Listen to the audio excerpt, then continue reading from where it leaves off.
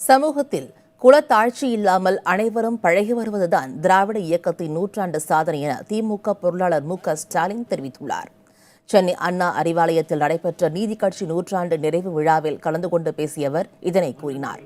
பெண்களுக்கு வாக்குரிமை அளித்தது மட்டுமின்றி கல்வி உரிமை ஏற்படுத்தியதும் நீதி கட்சிதான் என்று அவர் தெரிவித்தார். இந்த விழாவில் துரைமுருகன், சுபவீர பாண்டியன், திருநாவுக்கரசு, மனுஷபுத்திரன் உள்ளிட்ட பலரும் பங்கேற்று உரையாற்றினர். இந்திய திருநாட்டிற்கு பல குடியரசுத் தலைவர்களையும் பிரதமர்களையும் உருவாக்கிய இயக்கம்தான் திராவிட முன்னேற்றக் கழகம். அப்படிப்பட்ட இந்த திராவிட இயக்கத்தை தான் நசுக்கி விடலாம் என்று முயற்சிகளை சிலர் ஈடுபட்டுக் கொண்டிருக்கலாம்.